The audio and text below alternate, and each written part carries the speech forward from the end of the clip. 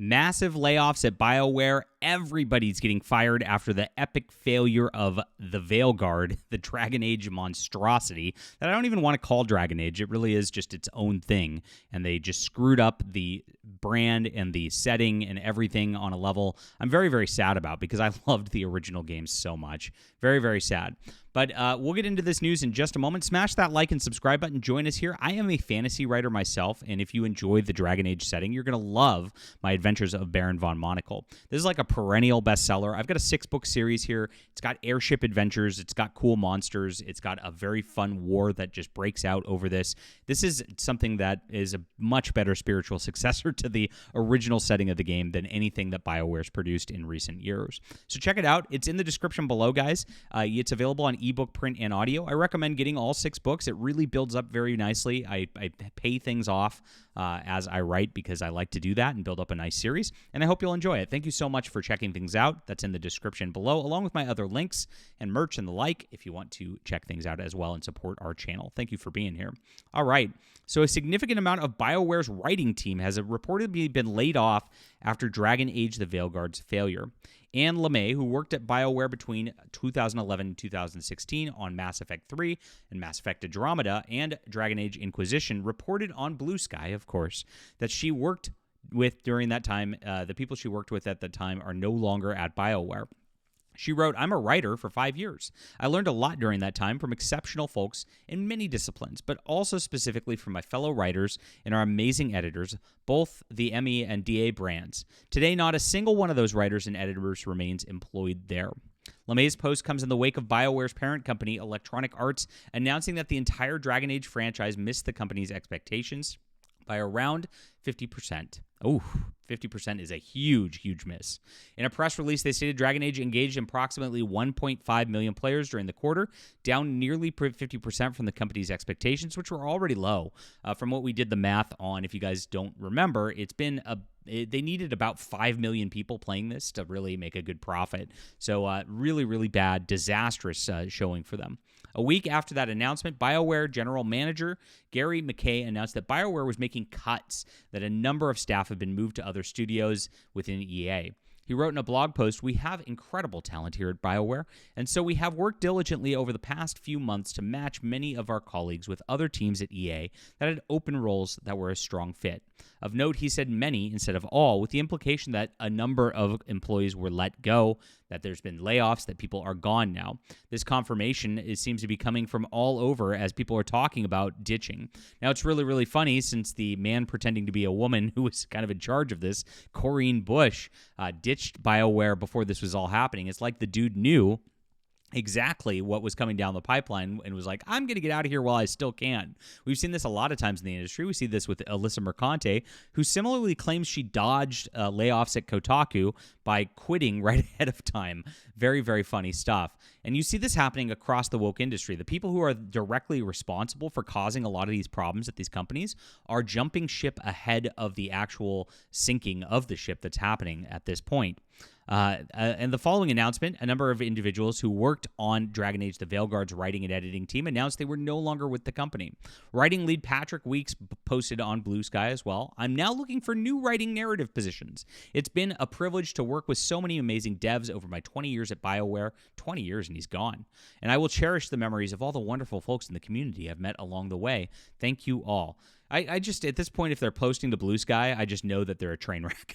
That seems to be the case everywhere. The Blue Sky thing, a lot of people jump shipped right after the election, got crazy on this stuff if you don't even know what it is. It was a reaction to Elon Musk owning X and allowing free speech on there. All the people wanted to go for bluer skies, where they could just be miserable together. Turned to a bunch of woke infighting over there, and of course, because there was no engagement, a lot of people left pretty quickly as that went along. And that site's really just a disaster. It's just filled with bots and of course pedophiles as well. Editing lead Karen Weeks West also indicated she was no longer with BioWare. Hello, I'm looking for work, ideally an editor role. It's been an honor to work with so many talented professionals and a pleasure to meet so many amazing community members in my 19 years at BioWare. Grateful to you all. This company clearly doesn't even care about seniority. They're just cutting everybody at this juncture. But these people did screw up the game, to be fair. I mean, so if you are there for 19, 20 years and you allowed this travesty of a story to come out of Dragon Age the Veilguard, which was just the biggest woke nightmare of all time, top surgery scars, there were characters in there ranting about pronouns, making you do push-ups if you misgender somebody, and of course all the white males are bad guys and all the good guys are diverse lesbian BIPOC people. It's how it worked in this entire game. That's exactly what they pushed, and they forgot to actually put a decent story in as a consequence. All the characters you knew and loved took a back seat, and they said it was intentional for the narrative that they had to be that way. These people were morons, clearly, and they deserve what they got, frankly, even though they have seniority at these companies. Editor Ryan Cormier also announced he was no longer with the company, so in my time at BioWare has ended. It's a wild ride with some fantastic people, but it's time to look for new challenges. Yeah, good luck. I'm an writer with 26 years experience across video games, novels, short stories, newspapers, marketing comms. If you know of a good fit, please let me know. It continues. The hits go on. Writer Brianne Batty, batshit crazy? Oh, yeah, she's got blue hair, it looks like. She moved to Motive. She wrote on what's happening here with me. I'm very lucky and grateful to have landed at Motive with a wonderful team and an exciting project. I'm also heartbroken from those let go of BioWare today, many of whom I worked with closely for many years. Motive is another subsidiary of EA. Editor Ben Galinas noted that he is no longer with the company and had left a while ago. He said, to be clear, I haven't been at BioWare for a while. My last work for them was jumping in for a little over a year to help with Veilguard's non-voiceovers. So this is talking about Mass Effect 5. BioWare doesn't require support from the full studio. EA moved some of its staff from other teams. I don't know what they're doing at this point with Mass Effect, by the way, because a game like that requires a pretty big team.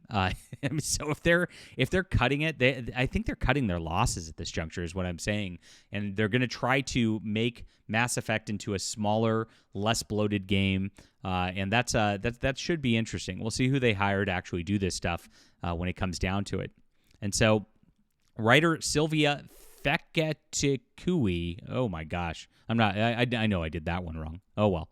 Had previously announced she was leaving the company in December. She wrote on Blue Sky, hey everyone, been quiet on here, was busy with a big decision, namely deciding to leave BioWare.